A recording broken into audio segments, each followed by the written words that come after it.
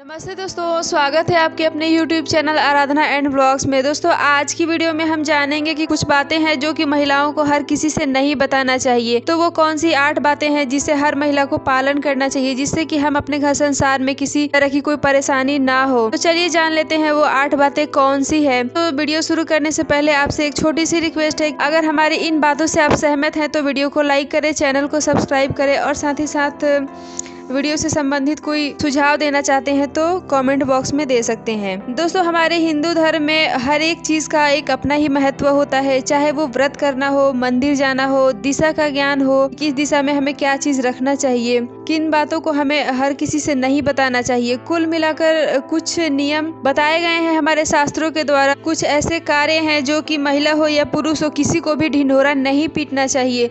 इसमें सबसे पहला है कि आप अपने घर की कमाई किसी से भी हमें डिस्कस नहीं करना चाहिए। वैसे तो लोगों को किसी से पूछना ही नहीं चाहिए, पर लोगों की आदत होती है कि पूछते हैं कि आपका लड़का या लड़की या आपके पति इस फील्ड में है तो कितना कमा लेते हैं, या फिर आप खुद इस फील्ड में है तो कितना कमाई हो जाती है। अगर कोई पूछे तो हमें अपनी कमाई नहीं बतानी चाहिए। दोस्तों, इससे होता ये है कि अगर कोई व्यक्ति को कर्ज की जरूरत हो तो वो सबसे पहले उनके दिमाग में हमारा ही नाम आएगा, इसलिए हमें इन सब चीजों से बचना चाहिए। नंबर 2 है कि हम कहाँ जा रहे हैं। तो हम कहाँ जा रहे हैं अपने परिवार के साथ, कितने दिनों के लिए जा रहे हैं, कब वापस आएंगे, इस तरह की बातें लोगों से हमें शेयर नहीं करना चाहिए। अगर कोई बहुत खास है तो आप पे उस पे पूरा भरोसा है तो आप उसे बता सकते हैं, पर कोशिश करें कि ज्यादा लोगों को ना बताएं। दोस्तों, ये हमारे व्यक्तिगत जीवन के लिए सही नहीं होता है। तीसरा है अपने घर की बातें। अपने घर में हम क्या प्लानिंग कर रहे हैं, क्या कुछ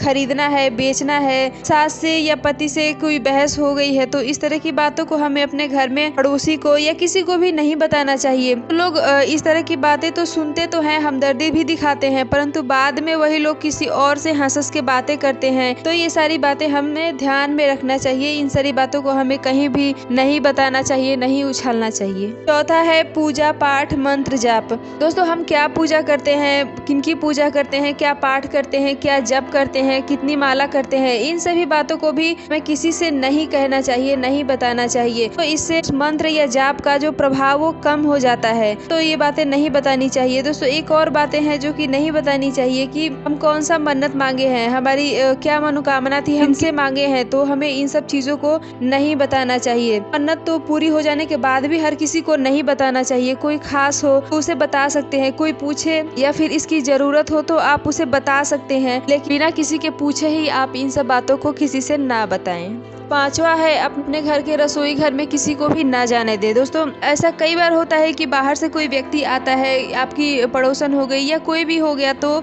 वो सबसे पहले आपके पूजा घर में जाएगी या फिर आपके रसोई घर में जाएगी, आपके बेडरूम में जाएगी। इस तरह से कभी भी किसी को ना घुसने दे। आप अगर मना नहीं कर सकते हैं तो आप जब भी वो आए तो उसके अंदर जाने से पहले ही आप बाहर चले जाएं, उसे हॉल में बैठाएं और जो भी बातें करना हो वहीं पे करें। दोस्तों, ये सब बातें बहुत छोटी छोटी हैं, लेकिन इसका प्रभाव बहुत ज्यादा पड़ता है, क्योंकि कोई भी आएगा तो सबसे पहले हमारे रसोई में जाएगा, क्या बन रहा है, क्या नहीं बन रहा है, उसकी नजर कैसी है। तो इन सारी बातों को हमें ध्यान रखना चाहिए।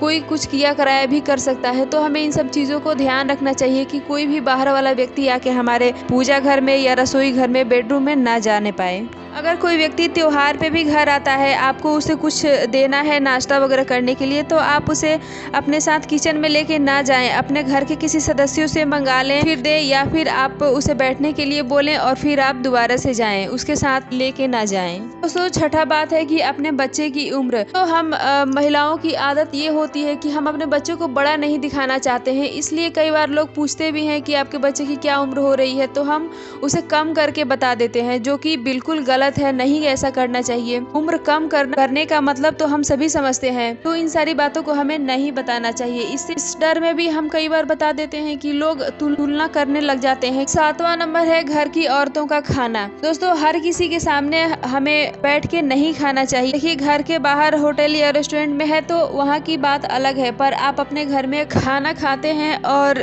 कोई मेहमान या पड़ोसन आई है तो उसके सामने हमें कभी भी नहीं खाना चाहिए। देखिए, किसका नजर कैसा होता है हम नहीं जानते हैं, तो इससे अच्छा है कि हम खुद ही सतर्क रहें। 8वां है कि खाने की बर्बादी। कभी भी जरूरत से ज्यादा खाना हमें नहीं बना के और बर्बाद करना चाहिए। वैसे तो थाली में हमें जूठन भी नहीं छोड़ना चाहिए। कई बार हम घर के बाहर जाते हैं, वहाँ कुछ ज्यादा ही खाना ऑर्डर कर देते हैं और फिर हम खा नहीं पाते हैं, तो ऐसा कभी भी ना करें। देखिए, किसी को खाना नहीं मिलता है एक समय का और हम खाना बर्बाद करते हैं, तो ये सही नहीं है। इससे माँ अन्नपूर्णा भी नाराज होती हैं, उनका भी अपमान होता है, तो आप ये गलती भूल कर भी ना करें। इससे अच्छा आप एक काम कर सकते हैं कि उस खाने को आप पैक करवा लें, जो भी जूठा ना हो उसे, और उसे किसी गरीब परिवार को दे दे, ताकि उसका एक समय का पेट भर जाए। जिन्हें एक समय का भोजन नहीं मिलता है, उनसे पूछिए कि खाने की कीमत क्या होती है। या फिर कई सारी ऐसी संस्थाएं भी हैं जहाँ पे हम कॉल कर देने पर वे लोग खाना लेके जाते हैं और वहाँ पे अनाथ वो लोग उनको खाना खिला देते हैं। तो आप इन सब चीजों का ध्यान रखें, क्योंकि हम मानवता के हिसाब से भी अगर किसी की मदद करें तो कोई भी भूखा नहीं रहेगा। तो दोस्तों, आप इन सब बातों को जरूर ध्यान दें। तो दोस्तों, हमारा वीडियो यहीं तक का है। आपको ये जानकारी कैसी लगी कमेंट में बताएं। मिलती हूँ एक और इसी तरह के वीडियो के साथ, तब तक के लिए बाय।